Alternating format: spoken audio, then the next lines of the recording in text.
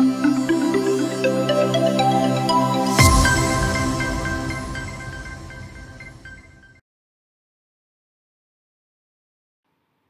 and welcome to Daily News Simplified, an answer to what, why, and how of newspaper reading. Today we are going to analyze the Hindu New Delhi edition dated 24th of November 2019. Displayed on the screen is the list of articles that we are going to cover today. Timestamping for the same has also been provided in the description of the video. Also important here is to understand that we have given a clarification about what topic of science that we do not choose from the Sunday newspaper. Please go through that as well. We have taken this article from page number 1 and it talks about President's rule revoked via PM's special powers. It goes on to explain further that cabinet approval was not taken. As far as this topic is concerned, this will be important from the perspective of prelims as well as mains. It will come under Polity and Governance, and if we talk about the main syllabus, it will be part of General Studies paper 2 and it will be part of Governance, Constitution and Polity. Now before understanding the use of Rule 12 of the Transaction of Business Rules 1961, let's first understand the context of the article. Now recently, a decision has been taken by the government to revoke the President's rule in Maharashtra. This brings to light a very important provision where the Prime Minister actually supersedes over everyone else through the Rule 12. Similarly, some time back, Rule 12 was also used to divide the state of Jammu and Kashmir into two union territories. And hence, in this perspective, it is important for us to understand the Rule 12 itself, as mentioned in Transaction of Business Rules 1961. Now we know that the President of India is de jure head of the government. Hence, we also need to understand how Rule 12 gets its power, as we have seen in exercise in the case of Maharashtra as well as in the case of Jammu and Kashmir. So let's first take the constitutional provision which is related to this rule. Now, in order to understand the constitutional validity of Rule 12, we need to focus on Article 77(3) in the Constitution of India. Now, by the provisions of Article 77(3), which is part of Union Executive, it clearly says that the President shall make rules for more convenient transaction of business of the Government of India and for the allocation among ministers of the said business. Now we need to understand that the President is de jure head of the government. At the same time, Council of Ministers headed by the Prime Minister is actually the de facto executive. If we understand the provision of Article 77(3), it clearly states that President has two types of powers. First, transaction of business, and second is allocation of the business. Now, in order to facilitate the functioning of the government, both these important tasks are to be handled under the Transaction of Business Rules 1961 and Allocation of Business Rules 1961. At the same time, it is important for you to remember that Cabinet Secretariat is the administrating body to ensure that both allocation and transaction of business rules is done in accordance to the Constitution. Now, when we talk about Rule 12, Rule 12 empowers the Prime Minister and is part of Transaction of Business Rules 1961. It gives discretionary power to the Prime Minister to departure from rules of transaction of business in any case of extraordinary circumstance. In such a case, Prime Minister will take a decision based on his or her discretion in accordance to the proposal sent through Cabinet Secretary and the respective administrative unit or department. Now let us try to understand the procedure established to exercise Rule 12, which gives the Prime Minister the special powers. Now the first thing that we need to understand that the proposal on which Rule 12 has to be applied has to be prepared by the Secretary of the concerned ministry or department.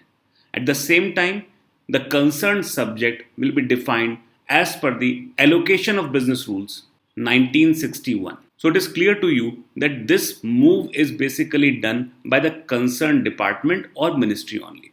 Since we are talking about revoking the President rule in the case of Maharashtra, and hence we can assume that Ministry of Home Affairs must have participated actively for the implementation of Rule 12. Now, whenever such proposal is basically put across, there are few more requirements. The first requirement is to give clear-cut justification for the urgency in any kind of a case which is put for Rule 12. The secretary also have to present what exceptional circumstances are there which basically necessitates the implementation of Rule 12. At the same time, the secretary has to give clear-cut idea about why the approval is not taken from the competent authority. It means the justification of Rule 12 application has to be very clear when proposal has been made. At the same time, there can be some issues which are interministerial in nature, and hence interministerial consultation also needs to be fulfilled before going for this kind of a proposal. All such proposals which require outflow or inflow of money should necessarily have consultation with finance ministry. So these are the standard procedures that the secretary should follow before sending a proposal for the application of Rule 12. Once this proposal is prepared by the secretary, this proposal is sent by minister in charge to the cabinet secretary. As already mentioned, cabinet secretariat is the administrating unit for both allocation of business and transaction of business under rules of 1961, and hence cabinet secretary has a very important role in this process as well. Once the cabinet secretary is satisfied that all things are in accordance to the provisions, then this proposal is sent to the prime minister, for which the prime minister can give his approval under Rule 12, through which the prime minister exercises the special powers. At the same time, there is a provision for ex post facto approval of the cabinet or concerned cabinet committee. But at the same time, this is not absolute. There is an exception to this as well when cabinet secretariat has, while communicating approval, advised to the contrary. This is the reason why this power is considered to be of special nature. Now, please try to understand that this procedure has been explained to you so that you understand the process, and this can be asked in the prelims examination as well. So, please take a note of all important steps and mechanisms in picture, which also includes the exception and the procedure in which it has to be followed. We have taken this news from page number 9, and it talks about the patient with rare diseases wait for support. Subheading of the article states that application of 190 patients seeking treatment aid await the approval of Health Ministry. Now, as far as this topic is concerned, this will be part of social issues and it will be covered under health. Now, in this context of rare disease, we need to understand what are rare diseases. Now, when we talk about the rare diseases, there is a definition which is available from the World Health Organization, which states that rare diseases are the one which affect less than 1 in 1,000 people. However, we need to highlight that different countries have different definition for rare disease. At the same time, India has no such definition. Now, the meaning of rare disease is very easy to understand. These are the diseases which are rare in nature, means they are the health conditions with very low prevalence and affect very small number of population in comparison to other prevalent diseases in general population. And this is the reason why people hardly get any kind of treatment, because these diseases are rare in nature. Now we need to understand why these rare diseases are a problem for all of us. Now, the first and foremost, since these diseases are rare in nature, so there is less knowledge available, means there is less of research done on these topics. At the same time, since research is done and the disease is rare in nature, the diagnosis is not available or available at very few locations. If a person is suffering from rare disease and is living in a remote location, then there won't be any kind of diagnosis available and the person may suffer endlessly. At the same time, since the diseases are rare in nature, there is no economic incentive to develop expertise and medicine in such cases, and hence these diseases actually affect the people much more harshly than other prevalent diseases. Now, there is another aspect of rare disease which actually makes the treatment difficult. Rare diseases include genetic diseases, rare type of cancers, infectious tropical disease, and degenerative disease, etc. In these cases, the chances of survival are very low and the treatment are difficult to manage because many of them are genetic in nature, and hence the treatment for these diseases are expensive, and there is no guarantee that the patient will get full treatment. Another significant aspect is 80% of the rare diseases are genetic in origin. We know that our understanding of genes and genetics is still limited, and there is some time before we can actually claim that we can treat such kind of rare disease which are genetic in nature. Last but not the least, rare disease is characterized with lack of awareness, dearth of diagnostic facilities, and exorbitant cost of treatment. So these are the reasons why rare disease people require much more support from the government as highlighted in the article. Now, this takes us to the another important aspect, that is about national policy for the treatment of rare diseases. In 2013, Delhi High Court in Muhammad Ahmad versus the Union of India directed the government to take care of treatment of rare diseases and make a national policy on rare diseases. Government of India has accepted that there is a need of national policy for the treatment of rare disease, and as a result, Union Ministry of Health and Family Welfare recognized the rare disease as a public health challenge. The government also approved national policy for the treatment of rare disease in 2017 and gave an initial corpus of rupees 100 crores for the treatment. However, the Health Ministry in the December 2018 rolled back the policy, citing reasons that such as bureaucratic barriers and high cost to treat patients with rare and expensive to treat diseases. Now, since the government has rolled back its policy for the treatment of rare diseases, the government is actually reviewing the policy in the light of new information indicating lack of effective implementation. Now, in this context, it is important to understand the merits of the article. The article says that more than 190 people are suffering from rare diseases and they are looking for help from the health ministry as there is no other established mechanism available for the treatment of these rare diseases. Now, as already mentioned, the government has rolled back its policy in 2018, and now we need to understand that there is a need of national policy for the treatment of rare diseases. The first and foremost thing that defines the need is the kind of impact it will have on people. Now, India is a huge country with a population touching 1.3 billion. And even if when we talk about one person out of 1,000, the incidence of rare disease is very high in India. It is estimated that 70 million people are suffering from rare diseases in India and they have no respite in terms of any kind of treatment because of the lack of national policy for the treatment of rare disease. Another significant feature of these rare diseases is that they are genetic in nature. And since they are genetic in nature, most of the people who suffer from these rare diseases are actually children. So there are two important aspects. First is the number of people who are affected, and the second is that those who are affected are primarily children. Next important thing is that the treatment of rare diseases is actually very expensive. The treatment may cost from rupees 25 lakh to rupees 4 crore a year. And still, there is no guarantee for the treatment in such cases. And hence, if we focus on the number of people, the kind of people, and the kind of treatment that is involved, we basically can say that there is an emergent need of national policy for the treatment of rare diseases. Now, if we talk about the initiative taken by Union Health Ministry in earlier releasing the national policy and then rolling back, Union Health Ministry has identified that there are 450 rare diseases in India. And hence, there is an emergent need to find a solution for this problem, and national policy for the treatment of rare disease can ensure this.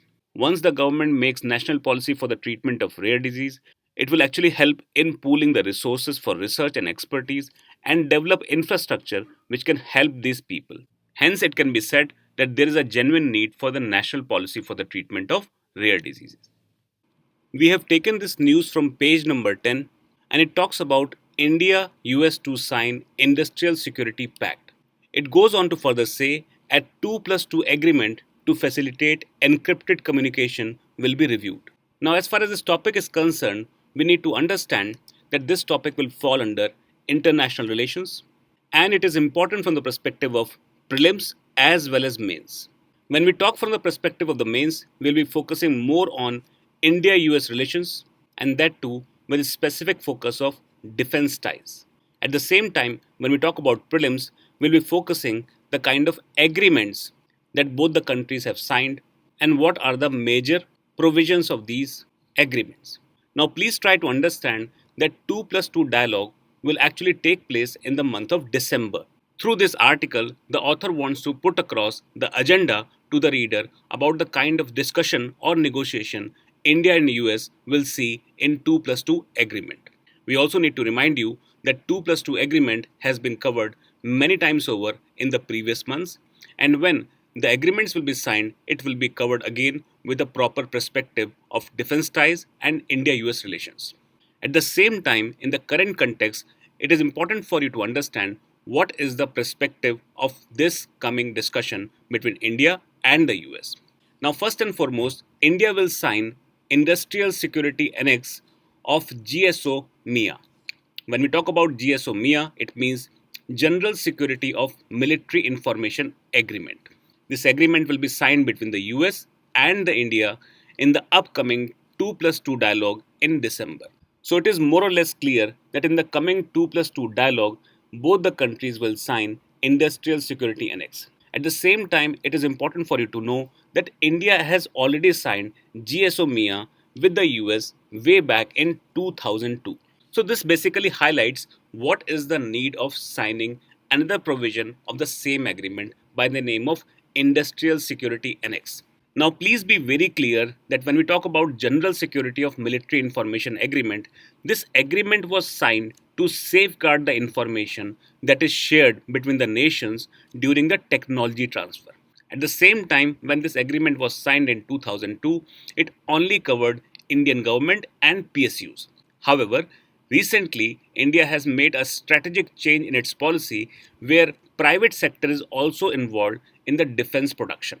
Now, the US wants to protect the know-how of its military might, and hence, in the strategic partnership model, which includes private sector as well, it is necessary to sign the ISA, that is Industrial Security Annex, to GSO MIA in order to safeguard the information shared to private sector during the technology transfer. At this point, we need to know that why such a provision is put into picture. We know that US is one of the largest defense exporter of the world. And since US is exporting its technology around the world, it needs to safeguard its technology and thereby its interest. We know that China has copied a lot of defense technology from the US, and now they are competing against the US in their defense exports. US wants to maintain its hegemony in defense exports, and at the same time it wants maximum return for the technology it has developed over a period of time. And hence this industrial security annex will ensure that the technology which is transferred to the private sector is protected and is not transferred to unintended recipients. Now, before moving forward for the foundation agreements between India and US according to 2 plus 2 dialogue, let's first understand what is the meaning of 2 plus 2 dialogue. First and foremost, it is a term of foreign policy, and it actually means installation of a mechanism of dialogue, especially in the field of defense and external affairs. So, in this sense, both the countries will participate in the matters of defense and external affairs through the head of the respective departments. So, this is the meaning of 2 plus 2 dialogue.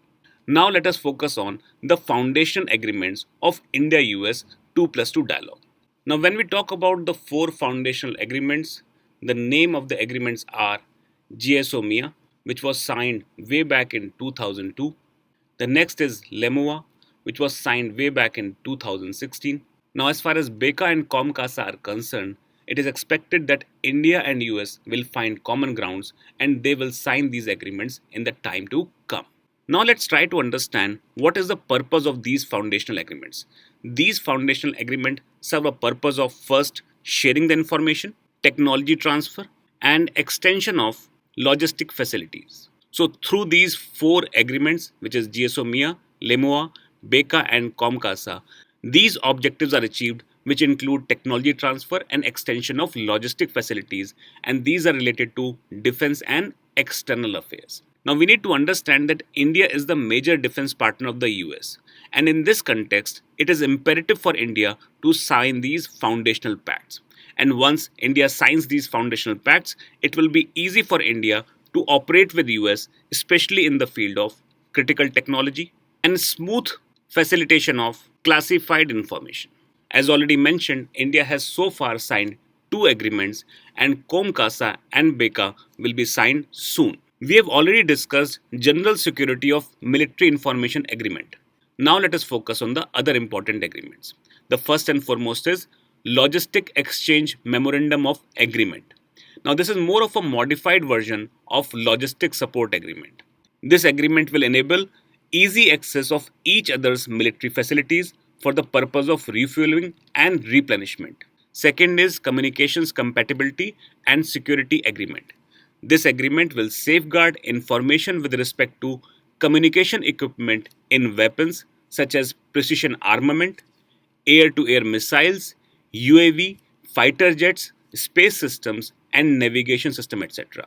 Now, efforts are on to sign COMCASA as well. Last but not the least is the Basic Exchange and Cooperation Agreement for Geospatial Information and Services Cooperation. This agreement is very important from the perspective of sharing the geospatial and satellite data. So, through this discussion, we can see the kind of agenda that US and India are planning for the coming 2 plus 2 discussions. At the same time, it is important for you to understand that this news is under transition and we will be covering it again once the news is developed into a complete story. We have taken this news from page number 15 and it talks about infants become susceptible to measles infection earlier than thought. This topic is important more from the perspective of prelims examination and it is important from the perspective of general science. Now the result of this study are not of much value and relevance to you, but at the same time the topic of measles should be clear to you. In this sense, this article is important and let's begin our analysis. Let's first understand the context of the news. First and foremost, there was a study conducted in Canada. At the same time, the sample size of the study was small. The study highlighted that the effectiveness of vaccine for measles varies depending on the source of antibodies for the children. And according to the result of the study, vaccination strategy should be redesigned in accordance to the different country. Let's understand why author is saying that vaccination strategy should be redesigned according to different countries. In countries where measles is endemic, it means that where measles is found very easily. The source of antibodies for the child is mother who would be exposed to the virus at some point of time in her life cycle. Now, the important point is that the antibodies that the child receives from the mother in placenta or through breastfeeding are potent and effective for a smaller period of time, that is up to 6 months only. After the 6 months have lapsed, the child is exposed to the potent strain of virus that is there in the environment. Let's first understand what the author wants to communicate in this perspective. In the current scheme of things, WHO recommends that vaccination should be given between 9 to 12 months after a child is born. However, in the countries where measles is endemic, the child is protected by antibodies which are received from the mother for 6 months only. Now, vaccination will take place from 9 to 12 months. This means in the 3 months, it means that in 3 months, the child is susceptible to measles. And this is what the author wants to highlight through the result of this study. Now, we have understood that there is a gap between the WHO recommended timeline and risk against measles. Hence, the author wants to highlight that the vaccination should be administered at the end of 6 months. If we do not change the timeline, then the child will be exposed to 3 months and this can be fatal for the child. Author also highlights that in those countries where measles is not endemic, like Canada, the natural vaccination from mother is exhausted by the end of 3 months. And hence, in these cases, the child is exposed to 6 months against the threat of measles. This is the reason why author recommends that different countries should have different timelines for vaccination against measles. In this context, the author highlights that the infants in India who are too young to receive their first dose of the vaccine are at greater risk of getting infected. And as a change of strategy for protecting the infants against measles, and hence the author recommends that the best strategy for protecting infants against measles is adequate community protection delivered through high coverage, that is around 95% of 2 doses of measles containing vaccine. So this is the kind of a change that author expects from the results of the study. At the same time, we need to highlight again that this study has been done on a very small scale and the results of the study need to be extrapolated on a bigger scale. Now let us talk about the measles as a disease. First and foremost is a contagious airborne infection of respiratory tract. Another important aspect is that it is caused by a virus in the paramoxyvirus family. Since it is a contagious airborne disease, it can spread through direct contact or coughing, sneezing, etc. Children, especially under the age of 5 years, come under the high risk group. An unvaccinated group of children and pregnant women are also at risk. People with weak immune system may also fall for this disease. Now it is important to understand what are the symptoms of measles. When you talk about the symptoms, there is high fever, runny nose and cough, red and watery eyes, small and white spots inside the cheeks, and rashes in the face, upper neck, and hands and feet. So you can see that this is a very small news which is important more from the perspective of measles, and that is important only from the perspective of prelims examination. There is nothing much to carry for the mains examination. Now there is an article on page number 14 which talks about behind the halt on spending survey results. Now this article was covered on 23rd of November 2019 by Mangal sir. In his analysis, Mangal sir has explained why consumption has gone down and how this is influencing the economy.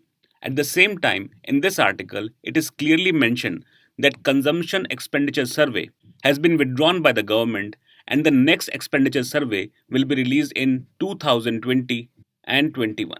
And hence, the finding of the consumption expenditure survey in its current state are not relevant and valid. Since we are preparing ourselves for the UPSC examination and UPSC is an agency of government, we can deduce that this article has lost its relevance. Still, the important aspect of consumption and its impact on GDP has been dealt in detail by Mangal sir in the video of 23rd of November. So please go through the video and try to understand the basic concepts about consumption expenditure and GDP and how the government can come out of this and what measures are required to ensure higher economic growth rate in the time to come. Now we need to give a clarification. At times we get comments on the YouTube that we do not take important news of science and tech, especially from Sunday. Now let us clarify why we miss some of the news. Just pay attention to the title which is mentioned pesticide exposure among tea estate worker could affect their DNA. Now this news has been taken from page number 15, but at the same time it mentions could affect their DNA. So this is something which is not conclusive in nature and hence any kind of understanding that we develop from this news item will not help us in the examination. Similarly, study of 1 lakh individuals find why India's children are anemic. Now, as far as the study is concerned, it basically focuses on the inverse relationship between the education of mother and incidence of anemia. Since these are very small news and they do not have much of an impact in terms of our understanding, and hence some of the times we give them a miss. I hope this is clear to all our viewers. At the same time, we would like to assure you that if any important news is there, we will definitely not miss it and will include it in our analysis. Now, based on today's discussion, let's take up practice questions for the day. Now, the first question talks about consider the following statements about rare disease in India. First statement is the disease is called rare disease when its incidence is at the rate of 1 in 10,000 people. This is incorrect as there is no criteria for rare disease in India and WHO recommends 1 out of every 1,000 people. So the statement 1 is incorrect. Second statement is only genetic disease come under the ambit of rare disease. This is incorrect again as we have discussed some type of cancers and degenerative disease also come under the ambit of rare disease. So both the statement are incorrect and hence the correct answer is option D, neither 1 nor 2. Let's move to question number 2. Which of the following statements is true about Rule 12 under the Allocation of Business Rules 1961? The statement A is the proposal is initiated by Cabinet Secretary. This is incorrect. The proposal is initiated by the Secretary of the concerned department, and hence option A is incorrect. Second, there is no mechanism of inter-ministry consultation. This again is incorrect, as Ministry of Finance is definitely involved in the cases where there is inflow or outflow of the money. And C is all such action must be ratified by the cabinet in ex post facto method. This again is incorrect because there is an exception where such action is not taken, and hence A is incorrect, B is incorrect, and C is incorrect. So correct answer is option D. Let's take the question number 3. Which of the following is correct about measles? Measles is caused by virus. This is definitely correct. And second, only children of age less than 5 can be affected by measles. This is incorrect, as we know that pregnant women and people with low immune system can also be affected. And hence the correct answer is one only, that is option A. With this, we have come to the end of today's session. Let's move to the question of the day.